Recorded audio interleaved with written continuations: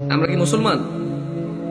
আমরা মুসলমান আলহামদুলিল্লাহ, আলহামদুলিল্লাহ।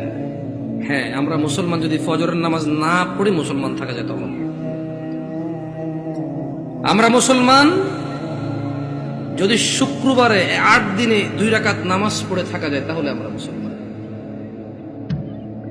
দিনে 17 রাকাত, সপ্তাহে 5-35 ওয়াক্ত পড়ে যদি মুসলিম হতে হয় আমরা ওই মুসলমান না।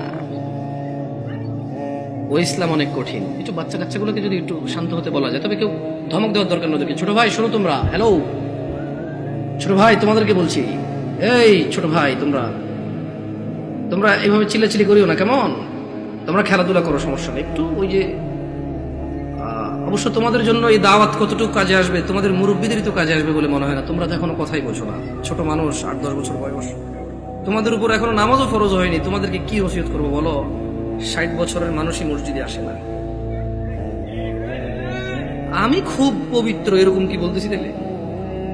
না, বলবে যে উনি তো এমন ভাবে কথা বলতেছে মনে হয় জান্নাতের সার্টিফিকেট নিয়ে আসছে। না, আমাকে এখানে আপনারা নিয়ে আসছেন কথা বলার জন্য। আর আমার কথা বলার আন্দাজ হচ্ছে যে সামনে যারা আছে তাদেরকে নিয়ে কথা বলবো। এর মানে এই নয় যে আমি এখান থেকে বাইরে আছি। আমি নিজেকে সহযোগ করে কথা বলবো। কেমন?